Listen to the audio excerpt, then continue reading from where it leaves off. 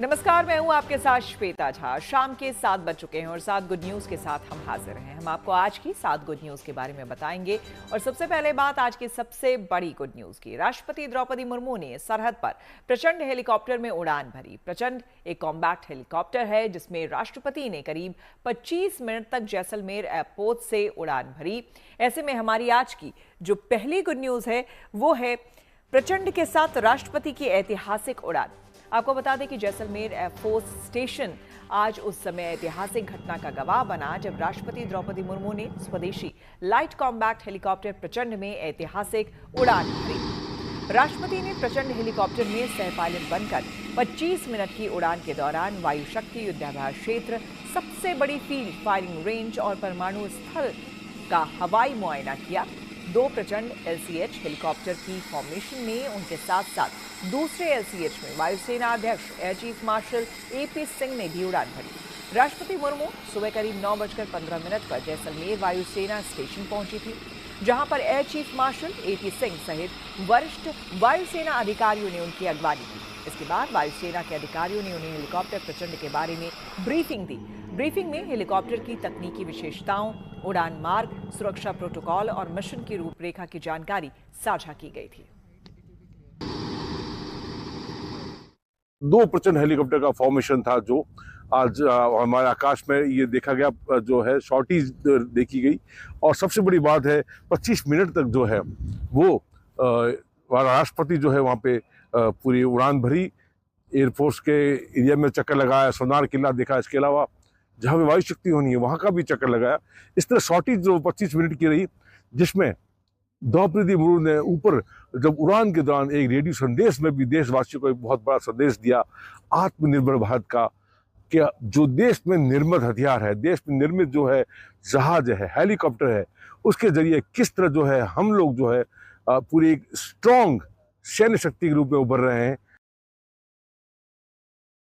चलिए बात कर लेते हैं होली के सेलिब्रेशन की। आज रंग भरी एकादशी है। कान्हा की नगरी से लेकर शिव की नगरी और राम की नगरी अयोध्या तक आज धूमधाम से रंग भरी एकादशी मनाई यहाँ जा रही है। और ऐसे में हमारी आज की अगली यानी कि जो दूसरी गुड न्यूज है वो है वाराणसी में चिता के भस्म से खेली गई होली। आपको बता दें कि मथुरा वृंदावन में भक्ति और रंगों का अद्भुत संगम दिखाई दे रहा है। ब्रज में होली का असली उल्लास परवान चढ़ रहा है। बांके बिहारी मंदिर में रंग और गुलाल की आधिकारिक शुरुआत हो गई है। वहीं शिव की नगरी काशी में तो रंग भरी एकादशी को ही होली उत्सव की औपचारिक शुरुआत भी माना जाता है।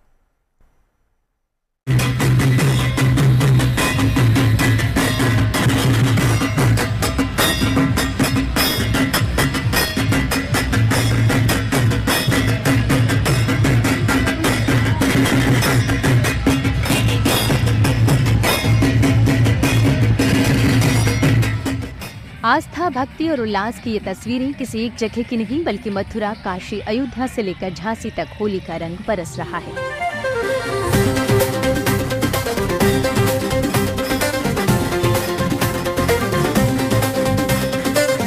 मौका रंग भरी एकादशी का है तो काशी की रौनक अलग ही है। यहाँ रंग भरी एकादशी का विशेष महत्व है। मान्यता है कि फाल्गुन शुक्ल एकादशी को भगवान शंकर माता पार्वती का गौना कराकर पहली बार काशी आए थे। इस पावन अवसर पर शिव के गणों और ऋषि मुनियों ने अपार प्रसन्न होते हुए अबीर गुलाल उड़ाकर उनका स्वागत किया था और यहीं से काशी में होली उत्सव की औपचारिक शुरुआत मानी जाती है।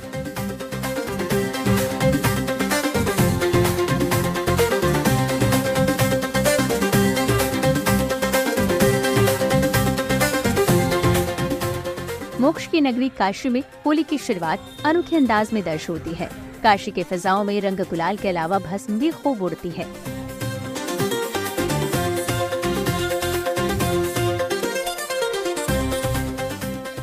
काशी में रंग एकादशी के दिन ढोल नगाड़ों की थाप, शंखनाद और हर हर महादेव के जयघोष के बीच उड़ता गुलाल पूरे वातावरण को रंग में बना देता है। और पूरी तरह से काशी आज न केवल रंगों में बल्कि चिता भस्म की होली में सराबोर हो दिखती है। और भी आस्थान, कहाँ से हैं आप? मिर्जापुर चुनार।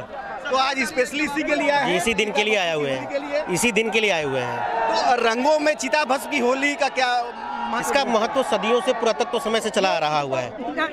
आप लोग इसका विरोध कर रहे हैं, जो चीता की भस्म होती है वो सिर्फ भोलेनाथ को चढ़ती है। भोलेनाथ को बाकी जो अबीर भस्म जो सफेद गुलाल है, गुलाल होली चलती है। वो पाउडर है अन्य व्यक्ति और हमारे जो काशीवासी जी। है, हमारे भक्त नारे वो खेलते हैं। अब काशी की गलियों में इसी तरह भक्ति और उल्लास का अद्भुत संगम देखने के लिए मिलेगा, जहां आस्था के रंग में सराबोर श्रद्धालु नाचते गाते नजर आएंगे। जो भोलेनाथ के रूप में है, इनसे जानते हैं कि आज जो आपने विशेष रूप धारण किया है वो कितना अहम है, वो कितना महत्वपूर्ण है, और खुद आपकी आस्था भोलेनाथ के प्रति कितनी है? आस्था तो भगवान के प्रति सभी को रहता है, और हमें कुछ महाकाल का आशीर्वाद मिला है जो मैं ऐसा स्वरूप धारण करता हूँ। होली की ये रंग केवल काशी ही नहीं, अयोध्या पर भी चढ़ना शुरू हो गया है। रामनगरी अयोध्या में होली महोत्सव की शुरुआत हो गई है। रंग भरी एकादशी शुरू हो गया है और ये पूरे मठ मंदिरों में भगवान श्री रामलला को अबीर और गुलाल लगा करके इसका शुभारंभ किया जाता है। संत फिर आपस में जितने भी संत महापुरुष मठाधीश मंडलेश्वर हैं, सभी एक साथ होकर के और इसको पंचकोशी की परिक्रमा करते हैं हनुमान जी के निशान के साथ में। गुलाल की बौछार, जयकारों की गूंज और भक्ति रस से सराबोर वातावरण ने मंदिर परिसर को उल्लास की रंगभूमि में बदल दिया है। देखिए, अवध में हुड़दंग होली है और आज हनुमानगढ़ी से ये जो उनके गढ़ है वो निकले हुए हैं। ये अवध में हुड़दंग होली है। लगातार आप राम तक पे देख सकते हैं, ये हनुमानगढ़ी चौराहा है, श्रृंगार हाट, और यहाँ से जो है हुड़दंग होली करते हुए यहाँ के जो संत हैं, जो महंत हैं, वो यहाँ पे लगातार आपको देख रहे होंगे। जो निशान लिए हैं, जो बजरंग बली का निशान होता है, उसको लेकर यहाँ से निकल चुके हैं और सीधा ये हर मठ मंदिरों में होली खेलते हुए नजर आ रहे हैं। इनके चेहरे पर गुलाल है, गुलाल से ये मलाल है और होली की आज से शुरुआत है। ब्रज की बात ही निराली है। यहाँ मथुरा, वृंदावन और बनारस में एक अलग ही रौनक है। वृंदावन के मंदिरों में राधा कृष्ण के जयकारों के बीच गुलाल की वर्षा हो रही है और बरसाने में राधा रानी के मंदिर में उड़ता रंग भक्तों को भक्ति रस में रंग रहा है। वो ब्रजभूमि से जुड़ा हुआ राधा कृष्ण को जैसे होली जो पसंद है वो फूलों की पसंद है, तो उस वजह से वो लोग फूलों की होली बनाते हैं। ये बताती है कि ना राधा कृष्ण के बीच में कितना प्रेम था, वो दोनों के बीच का संबंध बताती है। उन दोनों की रास लीला होती है, उस वजह से फागोत्सव बनाया जाता है। होली खेल रहे नंदलाल, वृंदावन की कुंज गलन में। होली खेल रहे नंदलाल, वृंदावन की कुंज। होली उत्सव के बीच आस्था और भक्ति की तस्वीर राजस्थान में भी देखने को मिल रही है। यहाँ शहर शहर फागोत्सव मनाया जा रहा है। राजस्थान के पाली में राधा कृष्ण मंदिर में भव्य फागोत्सव का आयोजन हुआ, जिसमें कई 100 किलो पुष्प की पत्तियां लाई गई और पुष्प वर्षा के साथ होली का उत्सव मनाया गया।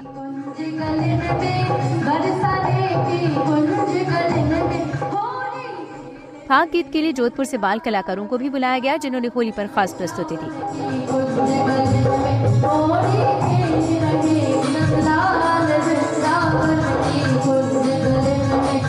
वाराणसी से रोशन जायसवाल, मथुरा से मदन गोपाल शर्मा और पाली से भारत भूषण जोशी के साथ bureau report, good news today. Bundelkhand में महिला सशक्तिकरण की दिशा में एक मजबूत कदम उठाया गया, जब बलिनी मिल्क प्रोड्यूसर कंपनी ने वर्ष 2025-26 के लिए 95,000 महिला डेयरी किसानों को 5 करोड़ से ज्यादा की रकम वितरित की। ऐसे में हमारी आज की अगली यानी कि जो तीसरी गुड न्यूज है वो है श्वेत क्रांति से बुंदेलखंड में महिला सशक्तिकरण। श्वेत क्रांति से बुंदेलखंड में आपको बता दें कि झांसी में ग्रामीण अर्थव्यवस्था को मजबूती देने की दिशा में एक बड़ा कदम अब उठाया गया है, जहां बलिनी मिल्क प्रोड्यूसर कंपनी के द्वारा ग्रीष्मकालीन दुग्ध प्रोत्साहन योजना के अंतर्गत क्षेत्र की 95,000 महिला डेयरी किसानों को कुल करीब 5 करोड़ 64 लाख रुपए की प्रोत्साहन राशि वितरित की गई। इस अवसर पर झांसी के पंडित दीनदयाल सभागार में दुग्ध उत्पादक महिला किसान संवाद एवं सम्मान समारोह आयोजित किया गया, जिसमें महिला किसानों की भागीदारी और उत्साह देखने लायक रही। बलिनी मिल्क प्रोड्यूसर कंपनी की शुरुआत वर्ष 2019 में उत्तर प्रदेश के मुख्यमंत्री योगी आदित्यनाथ द्वारा की गई थी। उस समय महज 5-6 महिलाओं से प्रारंभ हुई ये पहल आज बुंदेलखंड के 7 जनपदों में फैल चुकी है और करीब 95,000 महिलाएं इससे जुड़कर आत्मनिर्भरता की ओर कदम बढ़ा रही हैं।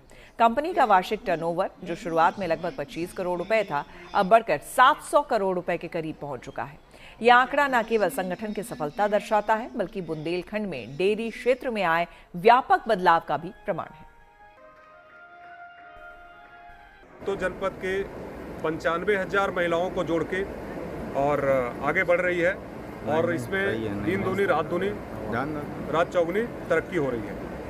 आगे इसमें क्या आगे इसमें महिलाओं के लिए एक स्वतंत्र और महिलाओं के लिए एक बेहतर कंपनी बनाने का लक्ष्य रखा गया है, जो इस बुंदेलखंड में, जैसा आप जानते होंगे, पहले सूखी, गरीबी, पलायन के लिए जाना जाता था। आने वाले टाइम पे जो बुंदेलखंड में एक नई श्वेत क्रांति का आगाज हुआ है बल्ली के माध्यम से, और ये आने वाले टाइम पे डेयरी टूरिज्म के रूप में बुंदेलखंड जाना जाएगा, ऐसा दीदियों का और हमारी सोच है। इसी के मद्देनज़र ये जो ग्रीष्मकालीन जो इंसेंटिव थी, जिसका समय कहीं ना कहीं अक्टूबर नवंबर में पिछले वर्ष पूरा हो रहा था, उसको होली के उपलक्ष्य में इसको यहाँ पे किया गया है, ताकि कि लोगों के घरों में लक्ष्मी पहुँचे, लोग अच्छे से खुशी मनाएं और होली का त्यौहार भी मिलजुल के मनाएं। चुगली एक ऐसा शब्द है जो कि कई बार बड़े विवादों का कारण बन जाता है, लेकिन छत्तीसगढ़ के बलोद जिले के एक गांव ने इसका हल निकाल लिया है। गांव में सर्वसम्मति से फैसला किया गया है कि अगर किसी व्यक्ति की चुगली से गांव में विवाद होता है तो उस व्यक्ति पर जुर्माना लगाया जाएगा। ऐसे में हमारी अगली आज की जो चौथी गुड न्यूज है वो है चुगली करने पर 5,000 रुपए का जुर्माना। दरअसल गांव में कुछ ही दिनों पहले चुगली की वजह से दो पक्षों में विवाद की स्थिति बन गई, जिसके बाद गांव वालों ने सर्वसम्मति से ये फैसला लिया।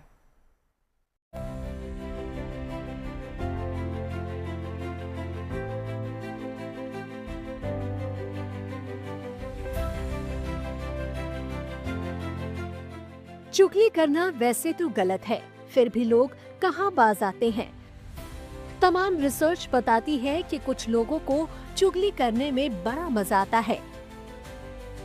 कुछ लोग पूरा का पूरा दिन चुगली करने में गुजार देते हैं, लेकिन छत्तीसगढ़ के इस गांव में चुगली करना मना है। केवल मना ही नहीं है, बल्कि चुगली करने पर इस गांव ने जुर्माना तक तय कर दिया है। चुगली पर दुनिया भर की किताबें क्या कहती हैं, ये तो आपको बाद में बताएंगे, लेकिन पहले ये जान लीजिए कि आखिर छत्तीसगढ़ के इस गांव में ऐसा हुआ क्या, जो चुगली को लेकर यहाँ के लोग इतना चिढ़ गए। दरअसल ये गांव चुगली की वजह से कई बार संकट में फंसा। बात का बतंगड़ ऐसा बना कि नौबत हाथ-तपाई तक पहुंच गई। चुगली और बातों को नमक मिर्च लगाकर फैलाने वालों की वजह से गांव की शांति तक खतरे में भी पड़ी। ये निर्णय लिया गया कि अगर कोई भी व्यक्ति किसी भी व्यक्ति के संबंध में व्यक्तिगत या सार्वजनिक रूप से कोई चुगली करता है, चाली करता है ना, जिससे व्यक्ति के स्वाभिमान को ठेस लगे, आत्मसम्मान को आघात लगे या फिर स्थिति विकट हो जाए, आक्रोश में आ जाए, है ना, तो इस स्थिति से निपटने के लिए इसमें भी दंड का प्रावधान रखा गया है और उसके लिए राशि निर्धारित किया गया है 5,000 रुपया। चुगली के चक्कर में जब गांव के अमन चैन पर खतरा मंडराया तो यहाँ के सरपंच ने मिल बैठकर फैसला लिया। वो ये कि अब से गांव में चुगली की वजह से आगे कभी माहौल बिगड़ा तो बात इधर उधर करने वालों पर 5,000 का जुर्माना लगेगा। गांव वालों की इस पहल के बाद उम्मीद है कि बातें इधर उधर नहीं होंगी और ना ही गांव का माहौल बिगड़ेगा। छत्तीसगढ़ के मेंढकी गांव में पहले भी ग्रामीणों ने जुर्माना लगाकर यहां पसरी बुराइयों का मुकम्मल इलाज किया है। इस गांव में पिछले 4 साल से नशा कराने या शराब बेचने पर 10,000 का जुर्माना है। गाली गलौज करने पर 5,000 रुपए का दंड है। यही नहीं, शराब बेचने की सूचना देने पर 1,000 का इनाम भी है। इतना ही नहीं, यहाँ मवेशी खुला छोड़ना भी मना है। अगर कोई ऐसा करता है तो उसे 500 रुपए का जुर्माना भरना पड़ता है। फिलहाल तो चुगली पर जुर्माना लगाने के बाद से ये गांव फिर सुर्खियों में है। गांव वाले भी मानते हैं कि चुगली उनकी गांव की बड़ी समस्या है, जिसकी वजह से कई बार गांव में झगड़ा होते होते बचा है। फिलहाल तो इस गांव ने एक ऐसी बुराई के खिलाफ बिगुल फूंका है जो गांव से लेकर शहर तक और शहर से लेकर दफ्तर तक यत्र तत्र सर्वत्र है। बलोद से किशोर साहू के साथ bureau report, good news today. Paschim Bangal में राम भक्ति का एक नया अध्याय शुरू होने जा रहा है। मुर्शिदाबाद से करीब 90 किलोमीटर दूर नदिया जिले में 15 बीघा से ज्यादा भूमि पर एक भव्य राम मंदिर का निर्माण होगा, जो राम भक्तों की आस्था का दूसरा केंद्र बनेगा। ऐसे में हमारी आज की अगली यानी कि जो 5वीं गुड न्यूज है वो है पश्चिम बंगाल में बनेगा भव्य राम मंदिर। अयोध्या राम मंदिर की अलौकिक ज्योति अब गंगा के मैदानों से आगे बढ़कर बंगाल की धरती पर नई आध्यात्मिक आभा बिखेरने जा रही है। अयोध्या से लाई गई पावन मिट्टी से पश्चिम बंगाल में एक भव्य राम मंदिर की स्थापना की तैयारी हो रही है। ये दिव्य मंदिर पश्चिम बंगाल के नदिया जिले अंतर्गत शांतिपुर क्षेत्र के चपातला में 15 बीघा से ज्यादा भूमि पर निर्मित होगा। इस ऐतिहासिक पहल के सूत्रधार पूर्व विधायक अरिंदम भट्टाचार्य बने, जिन्होंने पावन नगरी अयोध्या से राम मंदिर की पवित्र मिट्टी ग्रहण की। उन्होंने बताया कि यही पावन मिट्टी चपातला ले जाकर श्रद्धालुओं के सहयोग से रामलला मंदिर की स्थापना की जाएगी, जिससे अयोध्या और बंगाल के बीच आस्था का अटूट सेतु और मजबूत होगा। पूर्व विधायक ने अपने ट्रस्ट के सदस्य गोपाल राव से भी मुलाकात की और मंदिर निर्माण की विस्तृत रूपरेखा पर चर्चा की। प्रस्तावित मंदिर केवल एक धार्मिक स्थल नहीं, बल्कि भक्ति, संस्कृति और सनातन मूल्यों का जीवंत केंद्र बनेगा, जहां राम कथा की दिव्यता भावनात्मक रूप से साकार होगी। श्री कीर्तिवास ओझा जो बांग्ला रामायण के रचयिता है, जिसका रामेर पांचाली बोलते हैं, उनका जन्मस्थान है मेरे ही कॉन्स्टिट्यूएंसी। तो ठीक उससे आधा किलोमीटर होगा, नहीं आधा किलोमीटर भी नहीं होगा, 500-600 मीटर उसके डिस्टेंस पे गंगा किनारे एक भव्य राम मंदिर हो रहा है और श्री कीर्तिवास कल्चरल सेंटर तैयार हो रहा है। तो जिसके लिए लैंड एक्विजिशन से लेके घाट निर्माण से लेके ये सब काम चल रहा था बहुत पहले से, बीच में थोड़ा रुक गया था। प्लास्टिक की पॉलिथीन पर्यावरण के लिए बड़ी समस्या बन गई है, लिहाजा पहलगाम डेवलपमेंट अथॉरिटी ने पॉलिथीन के खिलाफ जंग छेड़ दिया है। अथॉरिटी ने पूरे पहलगाम में सिंगल यूज प्लास्टिक के इस्तेमाल पर पाबंदी लगा दी है। ऐसे में हमारी अगली यानी कि जो 6ठी गुड न्यूज है वो है पहलगाम में पॉलिथीन पर पाबंदी। नए ग्रीन पहलगाम पहल के मुताबिक किसी भी व्यक्ति ने बैन किए प्लास्टिक के सामानों की खरीद बिक्री की तो उसे 2000 रुपए का जुर्माना देना होगा।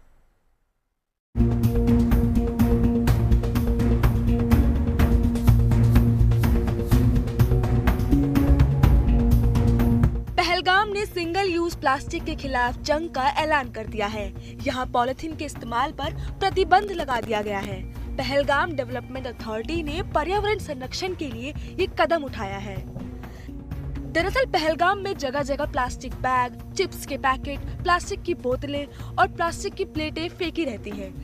ऐसे में पहलगाम डेवलपमेंट अथॉरिटी ने प्रतिबंधित प्लास्टिक का सामान फेंकते पाए जाने पर 2000 रुपए का जुर्माना लगाने का भी ऐलान किया है।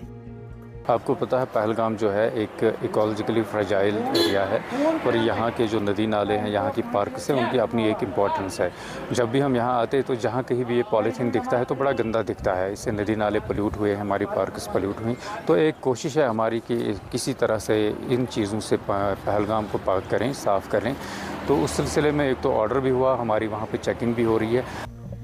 पहलगाम डेवलपमेंट अथॉरिटी ने पर्यावरण से जुड़ी चिंताओं की वजह से अपने अधिकार क्षेत्र में आने वाले टूरिस्ट हॉटस्पॉट, नदी किनारे, वन क्षेत्र, बाजार और रिहायशी इलाकों में पॉलिथीन और अन्य प्लास्टिक वस्तुएं ले जाने और इस्तेमाल करने पर प्रतिबंध लगा दिया है।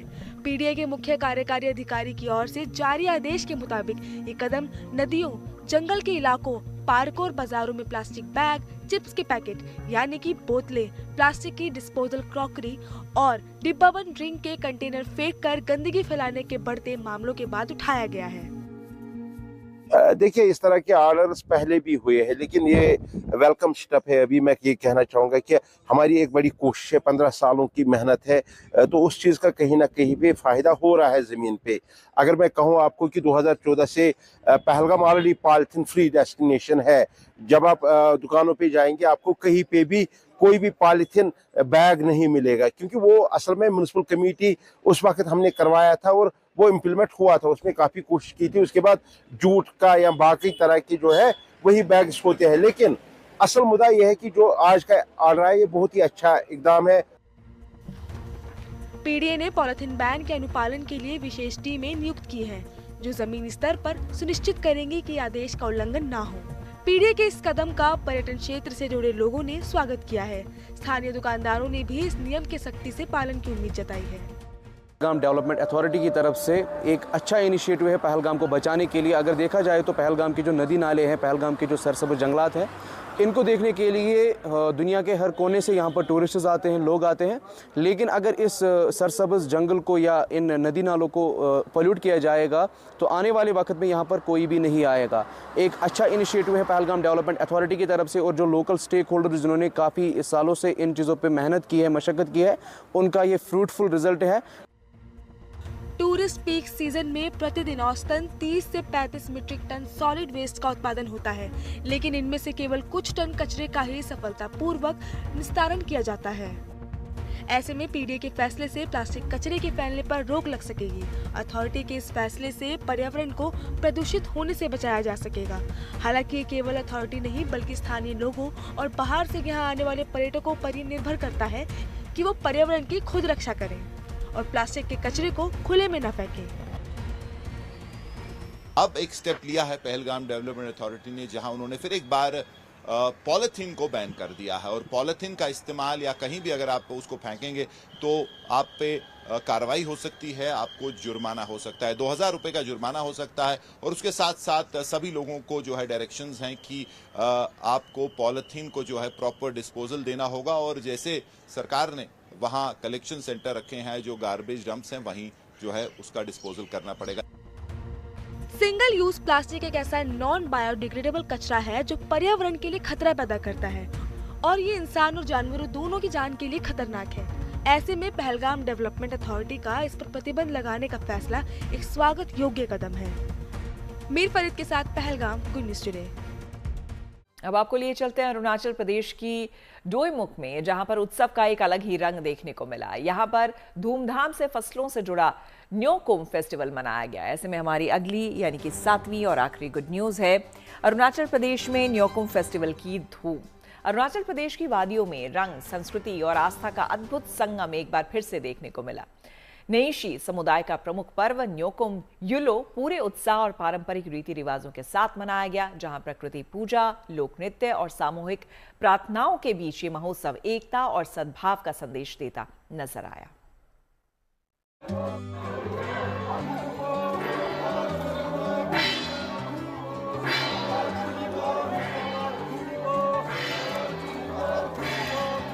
पारंपरिक पोशाकों में सजे लोग, ढोल की थाप पर थिरकते कदम और लोक गीतों की मधुर गूंज। तस्वीरें हैं अरुणाचल प्रदेश के डोईमुख की, जहां पारंपरिक त्योहार न्योकुम पारंपरिक अंदाज में मनाया गया, जिसमें प्रकृति की आराधना और अच्छी फसल की कामना के लिए लोग एकजुट हुए और लोगों ने प्रकृति और अपने ईश्वर की पूजा की। साथ ही अनजाने में हुई भूल चूक के लिए माफी भी मांगी। दरअसल अरुणाचल प्रदेश में ये त्योहार प्रकृति की पूजा और अच्छी फसल की कामना के लिए मनाया जाता है। नीशी बहुल 6 जिलों में बड़े बड़े कार्यक्रम और पूजा पाठ किए जाते हैं। ये कोई इसमें कोई ये नहीं है किसी जात के लिए, किसी पार्ट के लिए, किसी विशेष व्यक्ति के लिए नहीं है। ये पूरा मानव जाति के लिए, पूरा विश्व के मानव जाति के लिए माने इट हैज एक यूनिवर्सल एप्लीकेशन है। सब शांति रहे, सुख रहे, अच्छा हार्वेस्ट हो, हाँ, और नेचुरल कैलेमिटी ना हो, यही तो है न्योकुम का उद्देश्य। इस धरती माँ को हम, इस वातावरण को, ये पर्यावरण को हम पूजते हैं, यही न्योकुम है। ये पर्व हिंदू नववर्ष और बसंत के आने की खुशी में मनाया जाता है। सबकी भलाई, अच्छे स्वास्थ्य और अच्छी पैदावार के लिए लोग प्रार्थना करते हैं। खुशी की बात यह है कि नई पीढ़ी भी अपनी परंपरा को यहाँ समझ रही है और इस पर्व में बढ़ चढ़कर भाग भी ले रही है। खुद प्रदेश के मुख्यमंत्री पेमा खांडू भी डोईमुख गए और कार्यक्रम में भाग लिया। प्रार्थना करेंगे कि अरुणाचल के पूरी जनता को स्वस्थ रखे और सभी का घर में खुशी पाले। आज न्योकुम का इस अवसर पर मैं यहाँ डोईमुख में आया हूँ। आज डोईमुख के जनता के साथ में मैं न्योकुम मनाने जा रहा हूँ। न्योकुम युलो पर्व को नीशी जनजाति बेहद धूमधाम से मनाती रही है। इसमें ये लोग देवी न्योकुम की पूजा करते हैं, जिन्हें जमीन और फसल की रक्षा करने वाली देवी कहा जाता है।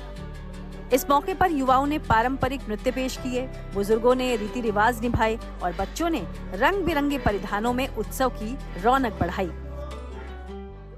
मानव जाति और प्रकृति में संबंध को मजबूत करने के लिए ये उत्सव मनाए जाते हैं। ये आज के नहीं, आबोतनी के समय से जो हमारा सबसे ये इंसेस्टर पास इंसेस्टर जो है, हम लोग सब अवतानी के बच्चे हैं, तो उनके समय से ये न्योकुम होते आए हैं। लेकिन उस समय कोई पर्टिकुलर डेट में या पर्टिकुलर दिन या पर्टिकुलर जगह में बने नहीं होते थे। अपने अपने गाँव में जब जब महसूस करते थे लोग कि नेचर हमारे प्रति खुश नहीं है, तब न्योकुम तब से मनाते आए हैं गाँव में। दरअसल न्योक का मतलब है जमीन और कुम का मतलब है साथ मिलकर, यानी कि ये त्योहार मिलजुल कर जमीन और प्रकृति का धन्यवाद करने का पर्व है।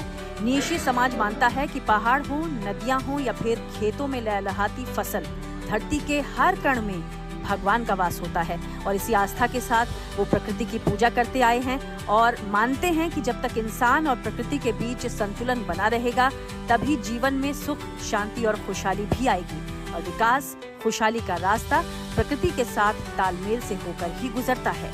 अरुणाचल प्रदेश के डोईमुख से युवराज मेहता के साथ bureau report, good news today. इसी के साथ 7 बजे 7 गुड न्यूज में मेरे यानी कि श्वेता झा के साथ फिलहाल इतना ही। देश दुनिया के तमाम पॉजिटिव खबरों के लिए देखते रहिए गुड न्यूज टुडे।